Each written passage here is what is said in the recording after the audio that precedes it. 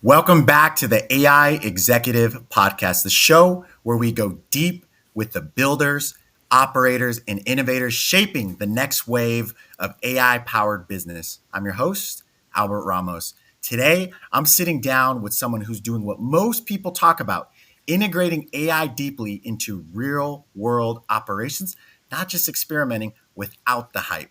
Travis Zebro, so excited, is the founder of MomentaTech, a product incubator responsible for three standout companies. I'm sure you heard of them. Here they are: Momenta Fire, a digital marketing agency laser focused on helping industrial brands scale content, SEO, and revenue. Then there's Magic Asset, love the name, a system that connects field technicians and customers to vital equipment data, reducing downtime and unlocking new service opportunities.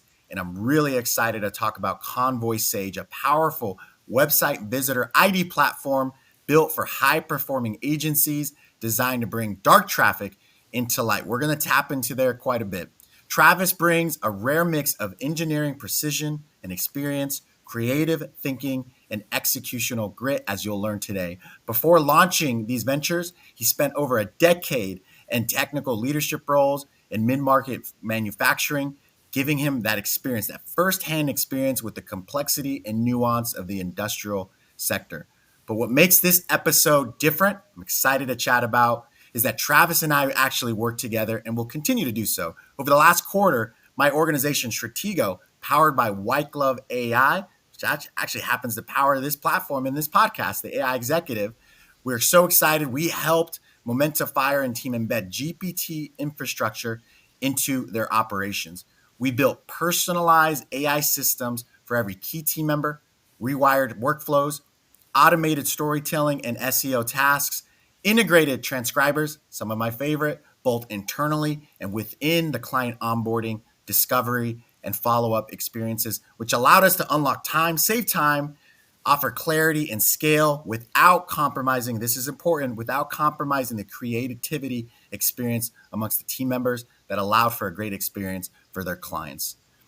And now with the launch of Convoy Sage, Travis is he's tripling down, combining signal intelligence with content automation and AI powered strategy.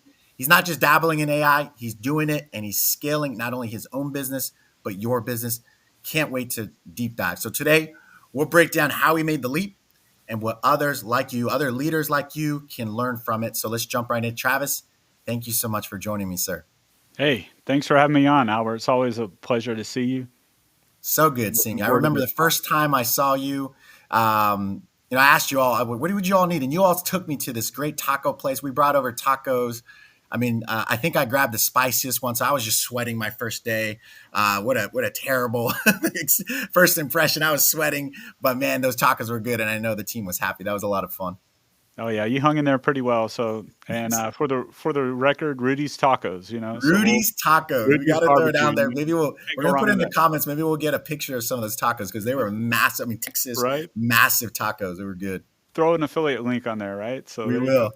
We will. Shoot, we're looking for sponsors. Maybe Rudy's tacos. There you Well, go. I love it. Well, hey, so to kick us off, what inspired you to move from engineering and that in the technical leadership into launching Momenta Fire? Yeah, absolutely. So classical kind of mechanical engineering degree, spent a dozen years or so in mid-market manufacturer roles, like typically project management, engineering management. But I was always the guy that was like, hey, back in the day, like go to the IT closet, set up the servers, all right? Like those kind of things. So even though my background was maybe more along the lines of mechanical engineering, definitely a big disposition to kind of the more technical side and the software side. So jumped out on my own after I went through a bankruptcy with a company, and it was a time, right? So started doing consulting, custom software development, starting in 2016, and then over the years just developed more mature product offerings. It's amazing. And I know there's a lot of people out there that are within the corporate arena, and that's great if you're looking to continue to do that. And there's also people out there that are in the corporate side, but are really wanting to solve for that itch and investing in themselves and becoming an entrepreneur, a consultant, an advisor. And you're just a great inspiration, especially down here locally in Houston. Appreciate I that. mean, everyone knows you, man. It's amazing. I'm like, you know, Travis too. It's awesome. And I love following you on LinkedIn. Hey, So great. I appreciate that. I was just telling your assistant earlier that everyone knows Albert. So hey, we got a couple things in common there. I don't know about that. I just go to your connections and I'm like, connect. I think that's what that's what I'm doing. I'm There like, we who knows go. Travis? Because it's everyone. I'm just going to connect. That's the plot. I love it. Well, let's get into Momenta Fire. So cool. First of all, love the name, and if anyone wants to check out their website, check it out. Just outstanding branding, and you see it across, custom made for all your clients. But there's some I mean, the color palette you all use, just the functionality is great. But Momenta Fire, it's not just your typical marketing agency. What pain points are you solving specifically for the industrial industry that you all serve? Oh yeah. So I spent a dozen years, like I said, inside these companies, and typically in an ops role. Uh, so I would be, kind of the target of marketing. I would see it come across the board, and typically it was lacking. It was folks that didn't really understand the market, didn't understand how decisions got made from a marketing standpoint. So it was a really unique opportunity that hit in 2020 when the whole world, as we know, Right. went on fire, right? And so what did I do? Well, it was me and a computer trying to figure out SEO. And I took a blog, I ranked it up to 50,000 users per month, and I said, man, I could sell this back into my client base. And that's really the genesis of what eventually would become Momenta Fire, because we started selling these content generation, and one thing led to another. Hey, what about video generation? What about photography and storytelling? And so over the years, we've really rounded out that offering to where we're pretty much a turnkey marketing platform for a lot of companies. I love that, and such an amazing story and what led to the launch. And what I've loved about what I've learned about you, one of the things is your open-mindedness to evolve, to continue to sharpen your competitive edge. And I felt that with all of your team members too. You obviously lead by example, and they feel it. And so I remember spending time from this discovery to the education to the integration, and your team was just eyes wide open, ears wide open. And I remember one of the first meetings we had, and we hadn't chatted about it earlier on in us getting to know each other, but you mentioned AI, not mainstream AI. You actually had some experiences with AI, open AI, back in the day before it was cool, before it was mainstream. You Right. want to walk us through that a little bit? Oh yeah, that's some good memories. So Yeah. yeah, so basically got access to the open AI platform before Chat GPT really became a thing in 2022. And at the time, I was producing a lot of blog articles, and so realized the power of asking questions to OpenAI at the time. Of course, it was more in its infancy compared to what we all know GPT to be today. And so, without a front end, it was a very dirty build. But my guy Alejandro and I were able to put together a way to query OpenAI to where you could basically write an entire blog post. And Wow. our intent with that was to monetize off ads off a content site, and so it was one of those fun experiments that didn't quite pan out like we hoped, but we created. If anyone's seen so I'll tell you the genesis of this name. It's called Gray Seahorse because it wasn't white hat, it wasn't black hat. It was kind of, is this allowed? At the time, no one really knew. So we created, that's where the gray came from. And then the seahorse, if you ever have seen a seahorse have babies, it might be worth a Google there, right? So the point is we spooled up really like hundreds of articles a week through this software, and over time, Google changed their algorithm where that particular monetization route wasn't really practical, but just a fun experiment, and that's really what we love doing at our business is running small experiments. And if it makes it to the light of day, then offering that something to our clients. So cool. The OG open AI user. And I just Yeah. love that's why I love open source, right? And I know recently there's been this back and forth of close and open source and Altman and all that, all the drama, right? All the drama in that world. But that's what I love about open source. Now, I've never asked you this. Where did that come? Where does this curiosity, this experimentation, being open minded to it, where does this come from?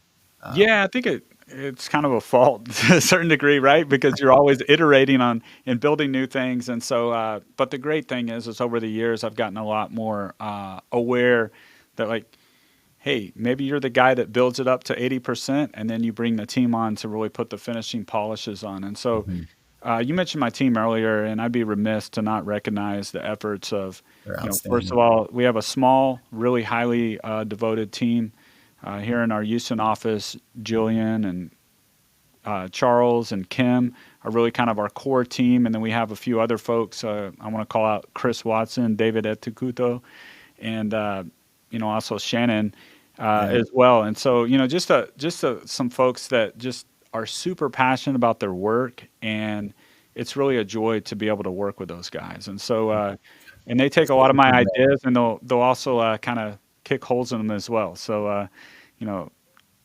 that kind of thing. I love it. They're super bright. I remember just writing down my own notes like, wow, sharp eye for detail, the intellectual horsepower. You've created and built a great team. And I know if they were on the show, they'd be speaking highly of you as well. But such an amazing team. And you all have a great reputation throughout the country and definitely in Houston. And you take care of your clients, which is great. What was the turning point when you realized GPTs and this wave of AI weren't just a tool here, a tool there, but could actually change the client experience in your organization? I'll say it was very specific. I was driving, my wife was driving on the way to New Orleans, and I was playing with Gray Seahorse, and I said, rewrite this in an Irish dialect. And it rewrote my whatever I did in an Irish dialect. And I thought, wow, like just the fact that like how quickly it did it and the compute power behind it, and just the fact like the results it returned. Now, granted, this was about 3 years ago or 2.5 years ago, 2022, but Wow. at the time, like I was just blown away. Like, wow, like I had just never seen anything like that before. And it was one of those things where I was like telling everyone, like, hey, this thing is going to be a lot bigger than you probably think it is. Yeah. Love it. So when you first started building out AI systems with me at Stratego or with Stratego, and obviously as I mentioned, powered by White Glove AI, what were your initial thoughts? Like, what were the problems you were looking to solve? Because I think a lot of people out there can relate with what you were envisioning.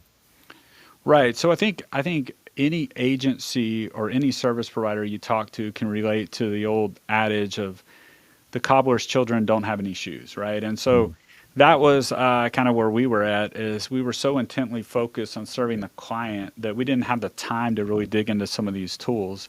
And I saw some postings from you, Albert, on LinkedIn, and I was like, okay, this guy gets it, right? I knew mm, immediately that you got it. And so it was a matter of like kind of this dim understanding from my experience with working with AI of like, hey, the movement is coming and it's already here. Like the waves have already like washed onto shore, and now it's a matter of like taking the surfboard out there, right? And so I, I wasn't exactly sure what that looked like tactically, but after spending 30 minutes with you, kind of in a listening session where we were able to map out like where can we get the most ROI with like kind of the smallest like basically investment. And so that right. was what was really cool with working with Stratego and White Glove was just what I got to see was just an amazing ROI on just a small amount of your time and just your understanding and empowerment of the team. So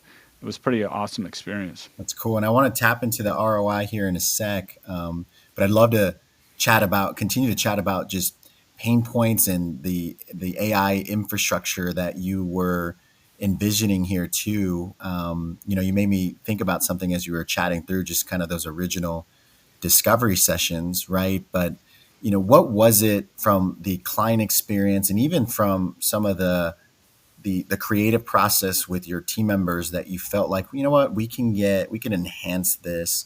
And maybe AI at the time wasn't the answer. Maybe you were thinking automation, AI, GPT, agents eventually.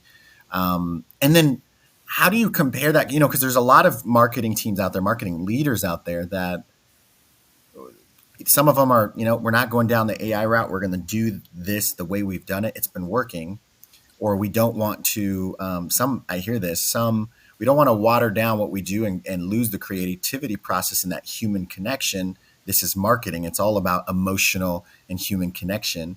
So I was always curious and fascinated, especially you, and again, your great reputation, an amazing marketing agency, and I'm just talking Momenta Fire. You obviously have your other brands too, which are outstanding. But it was just different, right? I was so intrigued, and I couldn't wait to get in with you all because this was different. This was a marketing team that wanted to be augmented by AI, both personally and professionally, to lift up the client experience and actually allow to strengthen that connection point. Can you walk us through that whole process? I know that was a mouthful from me, but Right. what walk us through that, because there's a lot of people out there that want to, from marketing and sales, that want to lean in. They're not sure how. They don't want to lose the human connection portion or the emotional experience that people typically get with marketing campaigns and all of that. Walk us through that. Absolutely. Well, I think it starts with transactions are made between humans, and especially in a high trust industry like we serve, Mhm. is you want to talk to a human on the other side. So where does AI fit into that, right? Like, and people will think in broad strokes of like, is AI replacing this or replacing that? Right. Well, one thing philosophically you and I are aligned on is like, it's a lever, a way that you can basically really enhance everything you're doing, right? And so, Right. so along those lines, because there was a lot in that, but one of the core values that we always try to adhere to is humility, and just understanding Mhm. that like humility, true humility means like knowing that you don't have to know everything, that it's a matter of surrounding yourself with bright people that are trustworthy and can kind of help you along your journey. And so that's kind of the ethos I saw from your company when we engage is like, hey, uh, you were very willing to have a flexible scope of work. You were very willing to embed and change your schedule as needed and things along those lines. And so just I would say that any business, whether it's an agency, service provider, or something outside of that, if you're not leading with humility and trying to really Mhm. understand whether it's the client's needs or your team's needs, or the implementation of technology and what that looks like, it's going to be hard if you're not willing to take the time to really listen to folks. So good. You made me think of something, and I was so impressed too. I remember when I was asking you and the team about, well, what is Momenta Fire, Momenta Tech, and the brand's all about? And I remember quickly Charles, one of your team members, who's so bright, he brought up your framework, right? And I think it was the classic EOS framework, but he brought up your mission, your vision, your objectives, and the whole team was fully aligned because they contributed to it. That's a little bit different than what we're talking about here in AI, but I think it's important because it's still a miss. As I lift up the hood to organizations and I ask about, well, who are you all? They, I typically don't get the response that I receive from your team. And again, just another hat tip to your squad and what you've built. Can you walk us through that? Because I think a lot of people can really be helped by listening to what you all did to kick off 2025. No, I appreciate that. So there's a lot involved in that. And I'll say for one of the things that stands out is even though the focus and the markets and the products have changed from 2016 when I first started in this journey to today, what has remained constant is really these core values that we continually will come back to. Like, and for us, it's an eagle mindset of that we're always seeking to improve. That every Mhm. person has just a great inherent worth, and that we are called to call each other to greater heights. It's the Love that. client centricity. It's just this focus on like we know we're an agency, and we've got to provide solutions that make sense, right? Like it's not an ego contest. Like whatever the client needs to get things done, we're going to do it. I touched on humility. And the last two that we have are extreme ownership and craftsmanship. And Love it. extreme ownership is just, hey, it doesn't like there's no blame games around here because like if you're placed in that role, you're going to do whatever you can to make it happen. I try to model that, and I know that our other leaders, like Kim Burton, for instance, she does a great job of modeling that to the rest of the team. And then of course, craftsmanship like that was actually added like 6 months ago because we realized that while we were hearing to all of these other values, sometimes like the actual deliverable wasn't up to the A+ standard that we wanted it to be. So that's Mm, where we took a look. But you sometimes you hear like, hey, if you prioritize everything, you prioritize nothing. So right. this is what works for our particular agency in this particular place and time. And so my encouragement is your core values aren't likely those core values. Like those aren't the core values that my family lives by, right? Like I mean, of course we do, but you know what I mean as far as Mm, the central points of emphasis. So custom. yeah, so I definitely think defining what is the most important thing to your organization is always a great step, whether you're a solo entrepreneur or you're running a multi-million dollar company. Custom fit. Custom fit. I love it. You created GPTs back to AI. You created GPTs for each one of your team members. Back to the ROI and measurability. What have you seen thus far? I know it's been a short amount of time since, but have you seen any productivity gains, creativity gains, any So type I of think output gains? Yeah, I think the surprising thing is the creativity gains. It's also Oh, I surprising how love you that. can kind of hone in on particular deficiencies or things that you're struggling with just by uploading conversations and having it tuned to understanding, like, hey, this is how Travis likes to operate. These are some potential blind spots that he has. But the creativity to me is a particularly interesting one because we typically don't believe of like GPT to be creative. But the reality is, a lot of times it will remind you of who you are, right? And it will Mm. remind you of the capabilities that you bring to the table. And it will also iterate on ideas. So a lot of times it's a companion on that journey of creative. So good. And in addition to your team members, one of the things we ended up doing together, and you actually brought this during one of our discoveries, is well, why can't we be custom fit for each one of our clients, and that includes the onboarding to the creative process to the maintenance of what the client is looking for, right, and adding features and articles and things like that. Why can't we have a GPT for all our clients? And I won't go through names, right? I don't want to Right. disclose all that, but I remember looking at the board and looking at all the clients you had. I'm like, GPT for all those clients. All right, let's get to work.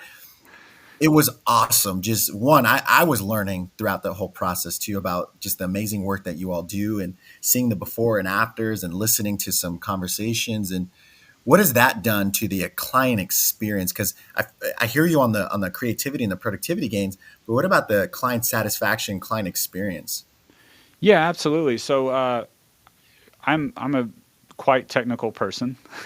So the rest of my team not so much.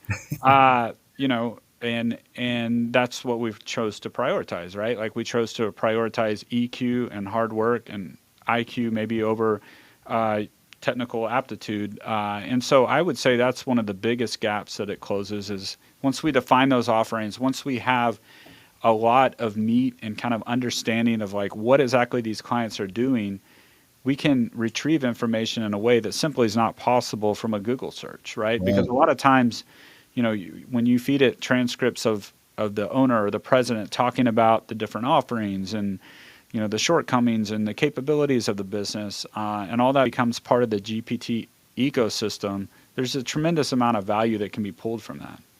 So good.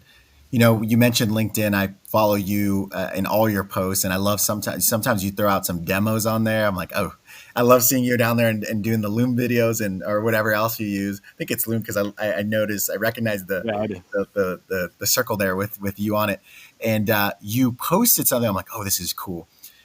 You recently said a 35-minute task now took you 3.5 minutes max. Can you break down that post and what was going on? What was the situation?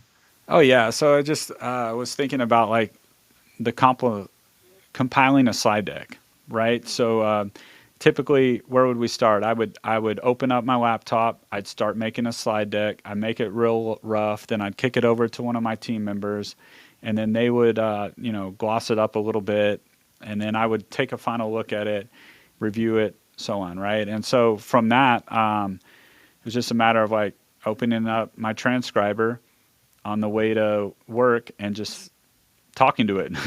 Hey, I I need love to it. make a slide deck. Here's what I'm looking for. This is the points I want to convey, and not even in an incredibly linear manner, like more of a conversational type of tone that you and I are having right now. So Exactly. taking that, throwing it into GPT and saying like, hey, let's format this nicely. Boom, able to withdraw that information in the proper formatting and a few touch ups and run our way. So call it a 3.5 minute task. It was somewhere around that. So So seeing cool. those efficiency gains are amazing, and it can really open you up to do the things you really want to do and love to do. It's funny. I just had an experience with another client. She's amazing, Deborah Strugo.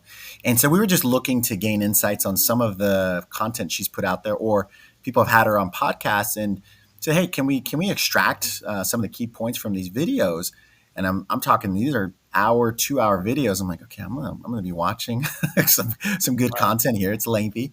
And then I realized I sent a chat out to our group over at White Glove AI. Hey, what's the best option to be able to scrub these and get some key highlights? And it was Google Notebook LLM or LM, sorry.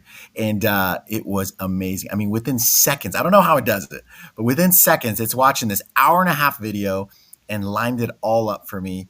And it was awesome. And so I was able to go scrub through, right, and take those key points and deliver it to a client within minutes of her requesting. I mean, and I say post me asking the group at White Glove, which again that was quick within our Slack, and it was awesome. Like what would have taken me quite a bit, double, triple the amount of time, I was able to significantly reduce that. And it's just another great tool to use for productivity gains. So I thought that was fun. But I loved your posts, Oh, yeah. and those are just some examples of how you can use AI, GPTs, and even agents, and I will touch on that a little bit, to get some of these measurable ROI productivity gains. It's so good. Yeah, 100%. And I think, being in the industrial space, it can be a little sleepy sometimes. Rightfully, clients are folks in that space are mostly concerned with delivering a quality product as they should be, Right. right? So, what I think is an amazing opportunity, though, to stand out is to really implement this in their businesses, and the lift may not be anywhere near as heavy as I believe a lot suspect it will be, right? And then the ROI is just tremendous, as I So mentioned. good. Well, let's switch gears into Convoy Sage. Very excited about this. Speaking of Jillian and the team, they walked me through it, and I know you've given me your insights as well and the vision. And I'm so impressed, and I'm hoping for those watching, reach out. You got to get all over this. And so let's walk through that. What is Convoy Sage? What does it do? Who is it for? And why should more agencies and organizations be using it? Oh, yeah, absolutely. So it's an anonymous visitor ID software, right? So one line of script, it gets put into your website. It's completely compliant with any privacy regulations. We're able to identify the visitor. Oftentimes, we're able to bring over LinkedIn data, et cetera. And so, super interesting technology.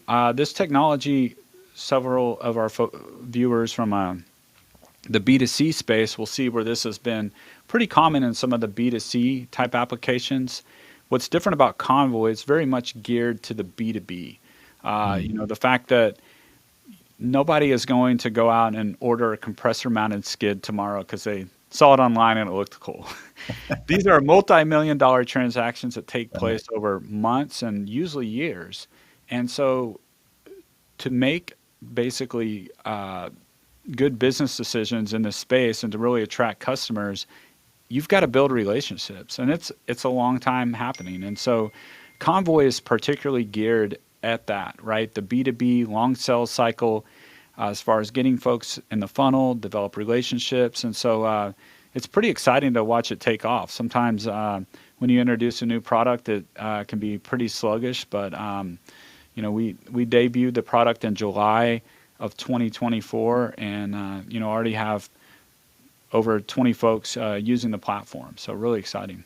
I'll tell you, and I'm a user, I'll disclose that, and it's outstanding. The ability to see who's looking at your website, who's looking at your information, your landing pages, et cetera, and then being able, to your point, to target your ICP quickly. I mean, it's just you're making it easier to see who are your hot leads, how do they connect with your target audience, and then being able to answer questions faster, get connected with them faster, right? Because they're clearly interested in potentially what you have to offer. And so, again, awesome. And for those out there, please check it out. Reach out to Travis and team and learn more about Convoy Sage. And also, there's another great brand, and I didn't want to skip it. Magic Asset. I said it earlier. I love the name.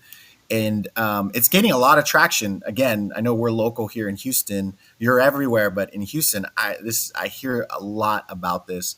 So, can you walk us through just how does this help field ops and service teams, and also too, just from a company strategy, how does it fit into your broader ecosystem? Yeah, absolutely. So I would almost call it a spin-out product. It doesn't have a lot to do with Momenta Fire and Convoy Sage. Convoy Sage came out of our experience of Momenta Fire. This is a little bit different, but it's a very deep and personal pain I had. As an engineering manager, you would consistently get calls back from the customer that said like, "Hey, where are my drawings?" Mm, When I later on, when I was a service director, I would deploy, or we would deploy technicians, really all across the city, and they would go on a job site, and then all of a sudden they didn't have the right information, and they wanted to look up a manual, and so they're sitting there on their phone trying to Google, spending precious time and resources. So that's what compelled us to create Magic Asset. And so Magic Asset is what it does is a QR code that is affixed either via nameplate or sticker to critical equipment, and the technician or customer can scan that QR code, and depending on their level of access, can either access private files that are meant more for the technician, the folks repairing it, or public data as well. And so we can also aggregate those around a fleet, so we can sort that. So several of our customers use that as a sales tool as well, where they're looking at different attributes and they're able to look across their entire fleet when they're coming to deploy, a rental fleet, so to say. So very interesting applications. So still pretty early on, but we're really excited about the so potential. cool. I love it. Well, you mentioned it earlier, right? You were the OG user of OpenAI, and you've been a developer, and I'll say that since the late '90s. So you've seen the waves, right? The internet, the computer, all of it. And how would you compare this AI wave, this AI moment, specifically in comparatively to the tech waves you've seen in past? Yeah, so typically what you'll see, a new technology comes out, there's a lot of buzz about it, and I would look at it and be like, okay, maybe it'll be something. Web 3.0, I don't even know if anyone remembers what that was about, but we've had so many Yeah. cycles of that in the past, and there's been great innovations, for instance, mobile responsiveness, the migration to phones, things of that nature, but aside from the actual internet itself, and whenever, for those of us who remember the old dial-up modems, aside from that particular experience, like this to me is definitely the second biggest explosion I've seen. And I know we're very early on into it, and there is a lot of hype, and there are a lot of companies that are being built off of hype. But Right. nonetheless, there is really an incredible opportunity to differentiate your company and be able to do things way more efficiently, so you can reassign folks that may be doing admin tasks to marketing tasks, to sales tasks, to ops tasks, to things that are a higher calling for themselves. So I'm super excited about where this wave is going, and it's definitely one of the most exciting innovations that I've seen in the last 25 years.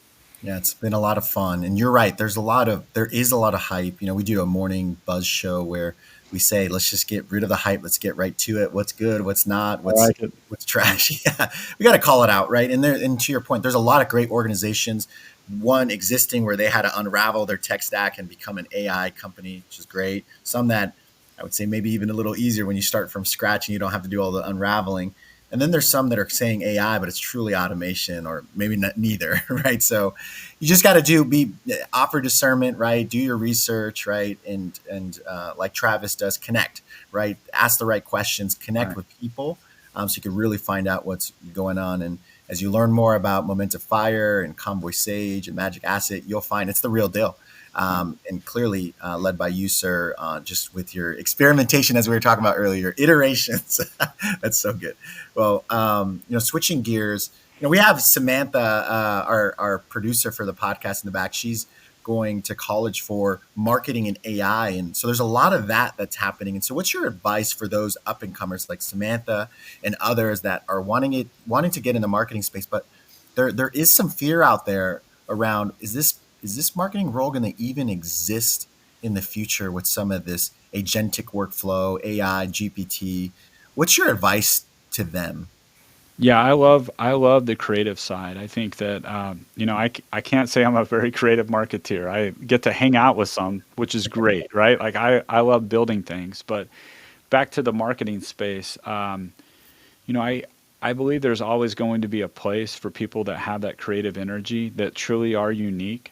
I think that when you think about what GPT does as an algorithm that draws inferences across billions of data points and then serves you kind of the most appropriate answer a lot of times, Mhm. I think that also really rewards kind of the long tail of uniqueness. When you have a different point of view, when you're willing to express something different than the norm, I find it really exciting. And particularly when you don't think that you're fighting AI, when you understand that AI is a colleague and probably will be on a work chart one day. And so if you don't think that it's you against the AI, then you've got the right frame, right? Like, how can AI help me do my task better? How can I understand what I need to know about it? And that will definitely put you on the right path. I love that. And you've heard me say this before, but for those, those up and comers, whether you're in college or maybe you're getting just started in your career, marketing or sales or whatever industry, or those executives out there, I think one of the attributes or competencies that people are really going to have to get sharpen up is your ability to decide, right, and take decisive action on what should be delegated to human, what should be delegated to this digital species, let's call it AI, and in future it will be robotics. And I know that sounds way out there, but it's similar to what people were saying last year. Oh, we're way far from agents. They're here. We use them. I use them. White Glove uses them every single day. It's a ton of fun, and that's different than a GPT, right? Less human intervention. There's some training involved, but they go off and autonomously go do their thing, and eventually robotics. And so I'm excited about that. But for those listening, and you heard Travis's advice too, is lean in, right? We can still be creative, but you need to know, well, which pain point requires the human touch point still deeply involved, and what can be offloaded, right, or augmented by the technology. And there's nothing different, right? If you think about the computer and the internet, it's the same thing. Right. It's just a different type of technology and intelligence, or what I would call the digital species that's out there. You mentioned creativity, and I love that you keep talking about the creative process, because here was the reality. I remember coming into the office, and I expected a lot, and I got a lot of it. It was awesome. Just getting to know you, and I'm like, this team is going to be open minded, and we got a lot of that across the board. But what I also was hoping for and expected was, oh, I want to know who the skeptics are, and there was not many, but there was one particular team member. She's amazing, and I remember thinking, wow, she has this sharp, creative eye for just great work. And I just love that we created an environment, because I think a lot of people get this integration period wrong. They go in and say, okay, this is what we're doing. No questions asked. Learn it. We'll figure it out. Versus saying, hey, who's skeptical about this? Who is not sure about this? Who's hesitant? And it was awesome, because you've created this culture of this feedback loop, right? What I would call a psychological safe environment. And so I remember she said, yeah, I'm not sure. Like, the this can impact the creative process. And it was awesome to walk through that whole experience, because it didn't. It just enhanced it. And she was able to continue. So for those in the marketing world, it's not going to replace that. It can't. I don't think it can. Especially for people like your team members that just they take it to the next level, right? When it comes to content, to copywriting, to the editing and reviewing, to the client relationship. There are things, and I've said this in previous shows and podcasts, there are things that AI just cannot do. It cannot do today, and who knows, maybe not in the future either. There is an X factor from the human touch point, and I just love that because I think a lot of people think integration's easy, let's just invest in it and do it, and you're gonna have pushback, and that's okay. You want those people on your team, you want them to speak up because you don't want to fall into some of these bear traps, which I think they say 75% of these AI initiatives fail right now because you just try to go plug all these holes and just move on to integration versus the discovery, the governance, the committee, and all of that, the workflows. So 100%. And so I've spent a large chunk of my time, and when I started the business, it was effectively a consulting, custom software development business. And if you're not prepared for the people element of it, you will fail. It doesn't matter what kind of software it is. And so right. No matter where folks are at in the organization, they're going to encounter technology. And I believe everyone should have a voice within reason of what that looks like when they encounter technology.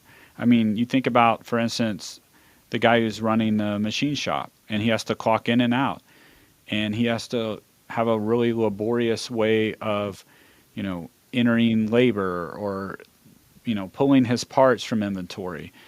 Those are the type of scenarios that I dealt with time and time again in kind of the fabrication world. And so if we think that, hey, somehow we're going to throw up a flag and get everyone like completely jazzed about something that maybe they shouldn't be jazzed about, that's going to be a challenge. So I find that the most effective leaders are really able to thread that needle of saying like, guys, this is a direction we're going, and I would love for the direction to have your thumbprints on it, because honestly, you're the one doing the work, and you're going to know better if this software really is a fit or not. And so along those lines, one of my strong points of counsel that I recommend to anyone ever implementing software, and I'll say a large scale kind of accounting system, ERPs, things of that nature, is to sit down, do user stories. User stories are everyone that touches the software, how they look at it, what are they doing in the software, what do they need to do in the software. And so those kind of ways of objectively analyzing whether it's a software implementation or any kind of implementation are really going to pay huge dividends downstream. So good. Well, hey, I'm a big CNBC Shark Tank fan, and I saw one of your posts recently. I'm like, what? This is awesome. I'm just learning so much more about you. So you helped a client. It was pretty cool, and I loved your post, by the way. It was vulnerable, and it was like a proud friend and parent kind of thing. I love stuff like that. And so you had a client and relationship back in the day that formed in this what we'd call scrappy startup, right? Ended up showing up on Shark Tank, and how walk us through that whole experience. And that was so cool. I wasn't expecting that when I read it that day. And I'm like, this is awesome. Like, Travis, I gotta know more. No, that was great. So Jacob Robinson and Rick Bennett, two guys who I consider friends at this point, we got the opportunity to work on their website in 2022. And it was their first website. They were going to market with it. And so we got to be a partner with them for the first couple of years. And it's a B2C product, right? Like, what am I doing here with this website, right? And so so it was pretty unique. It stretched us in a lot of ways. I mean, I'm not used to doing Instagram integrations, right? Like, that's not what you see typically in the machine shops of the world. So, but, love those guys. They did an excellent job of really, just being determined and continue to push forward for the vision. And so, like, I think sometimes when clients leave, and they basically graduated, right? Like, they were ready to go to like kind of the more big time like B2C kind of marketing companies, and your gut reaction might be like, oh, I'm going to be upset about this, but it's like, no, that's exactly what you want. You want your kid to go to college. You want your B2C client to graduate to a B2C agency. And so I just really loved like seeing their entire journey. And even on that, now like I got to work some with Rick on one of his new ventures. He's just acquired a shout out to Rick Bennett on Sunbelt Films. He just acquired that, so it's a little bit more Right, in that's my cool. space. So Yeah. just really enjoy like being able to put your talents to work, and then just having the wisdom to know when it's like, hey, these guys need to kind of move on. So yeah, that was a special moment for me to get to see Jacob and his vision on Shark Tank. Couple lessons there that I'm taking away. I'm sure the audience is too. Is in the consultant world, you may feel like the motive or the objective is to be the consultant forever, and that shouldn't that might be the wrong approach. Right? Is how do you set them up where it's self sustainable, right? Where they're able to be educated and take off on their own. I always think that's a really good measure of success is okay, are they ready to do this on their own versus always relying on me, because that doesn't typically end up being the right thing for the client, for the organization. And so I love that. And then the other thing is when you do the right work, right? I noticed from the posts and the relationship, because there's a couple different pictures and posts and things like that I followed along. And when you treat people right, look what happens, right? There's other opportunities, or just a long lasting relationship and friendship in this case, but also, yeah, other opportunities. You just never know. People like, they treated me well. Travis treated me well. Let's do something else together. Let's get on another project. So that's pretty cool, is just a couple different examples of when you do it right. So amazing. I've never asked you this, but I've listened to you for quite some time, and you are the SEO whiz, right? And you've been in that space for a long time, and I've always been curious, and I've always wanted to ask you. So we're just going to use this platform to do it, right? How do you see AI impacting, changing, eliminating the focus on SEO? Is it going to eliminate? Is it going to enhance it? Like, I'd love to, and I'm sure the audience, especially those in the marketing world, like what's going on in that space? Is it going to be impacted by this new technology? Is it already? Yeah. So SEO's been declared dead for every 6 months or so. Some new thing comes out and declares it dead. Right. Now, with that being said, I do believe that AI is one of the most worthy challengers to pronounce SEO dead. And the reason being is, you jump into Chat GPT and you're in a different user experience. And the reality is, I haven't looked the stats up, but anecdotally, I can say for myself and as many of us is we're not going to Google as much as we did, Right.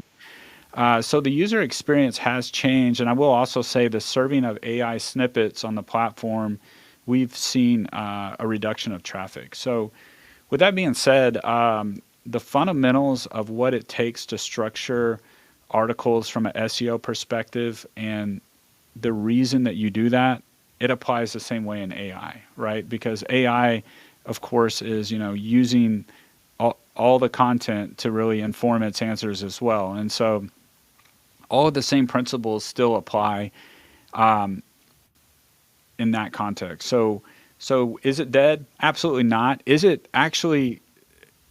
Should it be de-emphasized as maybe a strategy? I would say look carefully, right? And with SEO, I do want to say that it's a conditional type of marketing effort. There are some things that I wouldn't recommend running SEO for, right? Like for instance, I had a client who wanted to do SEO, and the competing product offering was IBM and a few other big dogs like that. And I said, well, if our budget's $1 million a month, Yeah. like we could probably get there, right? So, but it's still highly effective inside niche industries, and it's still we've seen tremendous growth, I will say, and continue to see tremendous growth with several of our industrial clients. I love it. You said it earlier. At times in the industry, the industrial industry, or even manufacturing industry, specific to this tech, right? It can get a little sleepy, or some companies, from your experience, I'm sure they can move a little slower, right? You mentioned, high priority, deliver a quality product, and I love that, and that will continue. But on this tech front, right, especially to deliver or have and sharpen a competitive advantage, what's your message to the companies within the industrial space right now when it comes to AI adoption? Yeah, so don't bet the farm, right? So first, that would be my word of caution is Yeah, because a lot of times that happens with new technology is folks will be like, oh, this is going to solve our problems. And every problem in business can always be traced back to a people problem. And so, that's how relationships work. It's messy. And so when it comes to AI, incremental is best. If you're not using transcribers, maybe start there. If you're not using GPT to inform, some of your ways of messaging and things of that nature, consider looking there. So wholesale adoption is different from wholesale implementation, right? You can implement something and not adopt it. And unfortunately, we see that a lot. And so just decrees from the C suite that, hey, we need to use this. Well, you may have them using it, but you may not have them bought in. And so there's a different way of going about that. And so I always encourage folks to start small, to start with the fundamentals, and don't assume success, right? Like test it out, see how it goes, see if it makes sense to obsolete the former process before you just set everything on fire. yeah, such great feedback. What have been the biggest ahas or the biggest takeaways? And I know I mentioned earlier measurable ROIs and all of that, but for your team professionally using transcribers and even GPTs, like what has it done for the organization? I'm curious. Yeah, it what it allows us to do as a company is to align people more closely to their skill set. So our model is So such good. that we have engagement managers, which are local here in Houston, and so they're responsible for the client results of the project. And we have a dispersed team. Everyone else is effectively remote, and so with the advent of transcribers and GPTs, what we're able to do now is dig further into opportunities for the client, right? Like we can have more detailed conversations about, hey, these keywords that we're targeting, are these really right? Or what are we seeing over here from a content perspective from the competition? Things of that nature. So it's just a matter of freeing up the engagement manager's time. And I really do believe that this type of model with kind of like a hub where folks get together and the most of the work is done within a distributed workforce that maybe kind of circles around is able to deliver the products Mm. is really we're gonna see more and more of that. You got my wheels turning now. Now I'm fine. It's an intelligent team framework. We're gonna have to chat about that. We'll do that offline. That's exciting. You just got me thinking about something. Just as you think about sometimes bottlenecks or even team dynamics and communication gaps, and what you can do department to department or within the department to be more productive. That is so good. I haven't really thought about it that way, but I'm seeing this intelligent team member framework. Great. For your brands, I was excited to ask you about this. What are you excited about next? Like from Momenta Fire or Convoy Sage or Magic Asset? If you think, let's just use 12 months for right now, right? We'll look at the next 12 months for what you can unveil now, because I know you're always experimenting and you always have some great ideas. And we'll get to your show here, your short form show here in a bit. What's next for the brands? What are you really excited about? Yeah, so this is really we're in this phase of like where it's about tripling down at this point. So we've done a lot of testing over the years.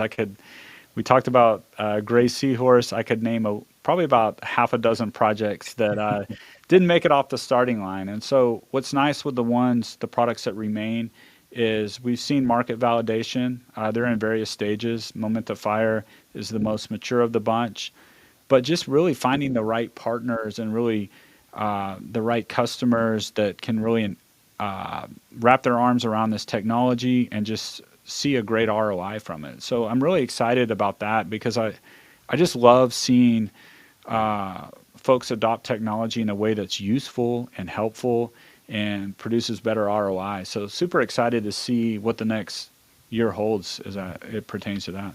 Yeah, I can't wait to continue to follow along and hear about it. And I know you're really big on scaling, right? Doing things that are scalable, that there's a good, efficient system, effective system involved. So excited to hear about that. Shifting gears into you launching your short form podcasting and videos. Walk us through that. You've had some amazing guests. I think you just had one at the time of us filming this earlier today. I saw some team members jump on. I'm sure they were ecstatic about that as well. Walk us through what are you up to there? Oh yeah. So it's really comes back to our customers from Momenta Fire. These industrial companies have a lot of really interesting, unique things to say about the way business gets done. It's just there's not too much of a platform for those folks to say it. So we're bringing our current customers on. We're bringing folks from kind of adjacent industries to just talk about how business gets done and what they're seeing in the marketplace, how they're adopting technology, and so I'm excited for this. I've called it a podcast studio. Sometime it's really a short form studio. We're not at least not yet. Pushing out a podcast from that, but I just love to empower folks with these clips that really are just like succinct ways of talking about their value prop and their view on the world. Talk about great design. I love the studio, by the way. Knowing your office space, you all did a great job. The lighting, the audio. Hey, whenever you do a long form, get me in there. I'd love to be one of your episodes and we can chop it up and chat. Can't wait to see the studio there. It's really cool. Well, I get zero credit for the studio, so all credit's due to my team because my aesthetics are a little rough. So thanks to the team for that. That's awesome. Well, I got a couple last questions. For the agency owner, marketing leader, or even the founder, right? You have a lot of experience in that too. The entrepreneur who's listening to this and getting a ton of gems and nuggets here that are also AI curious. What's your advice on where they should start? I know you had some advice earlier on this, but just if they were just going to lean in right now, especially in that space, maybe not the industrial space alone, right? And if they're industry agnostic or whatever industry they're in, from a marketing front, where can they lean in? Yeah, I just think there's so much in the fundamentals. A lot of times we try to take things and make them complex, and I've done that in my entrepreneurial journey. Built a product that was complex and 50 things had to go right. Each one of them had a 20% chance of hitting, and you know how that went. And so the existing frameworks, particularly for a solo entrepreneur, a new company, using existing frameworks like OpenAI and things of that nature, and Cursor and some of those other softwares out there. That's where I would start, right? And focusing on more the implementation and the service side, and just as that happens, just continue to churn up new ideas. I mean, I'll say that's how we've built our agency over time. Is just looked at the area of most need and opportunity, and it did not happen quickly. It happened slowly. But there's a lot of joy in the journey. So good. I'll say we have a lot of episodes already delivered and those lined up. You've created a high bar now when it comes to the practical, the meat and potatoes, the guts of it, right? Someone that's truly doing something about AI and transforming the industry, not only in marketing but in the industrial space. So this was so good. I appreciate you just providing us a blueprint of what AI integration looks like. And even before, we have a great AI AMF framework, right? Even before, leading up to and the discovery process, the governance process, the team member feedback loop, things like that, before we even got into integration. So thank you for allowing Stratego, powered by White Glove AI. And again, they power this podcast. They're amazing. We have great folks there. We're so long that we were along for the ride there. And I know there's more to come. So where can we learn more about you, Travis, and the team? Where can we find you? Well, I'm pretty quiet except on LinkedIn. So you can find me, Travis Zebro, to my knowledge, the only one in the world. So who knows, that could be Watch out. false. But Google me and you'll find me. You may find some old DJ pics, but I'm kind of retired from that profession. But would love to connect with folks that are in the industrial space or looking to use AI or just kick around ideas. So always enjoy those kind of conversations. So good. Well, we're excited and we appreciate you also not only being on the show, but watching our episodes and our morning shows. We just crossed over at the time of recording, actually yesterday, over 1,000 subscribers, and that's just in a month and a half, and we're looking to grow. And so we appreciate you and thank you for your time. And thank you to your team for the amazing feedback. And I'm so glad things are working out. So it's been Well, great. thanks so much for having me on the show. I love seeing what you're doing too. So flip that compliment the other way. Just always something interesting. I never know what's going to be next, but I do know it's going to be compelling. So My I'll wife say keeps that. telling me to calm down. So maybe I'll take her advice on that and just, yeah. So, I well, we appreciate it. This is it for the AI Executive Podcast. Travis, thank you so much. Momenta Fire, Convoy Sage, Magic Asset. There's just so much there under the umbrella of Momenta Tech. We appreciate you. Thank you for sharing, for being vulnerable, sharing your story, your journey, and always loving on your team. It's just a great reflection of your leadership and your character. You're a great human. I appreciate our friendship and relationship. And to all those out there, we'll see you next time. Thank you so much. Thanks, Albert. Thank you.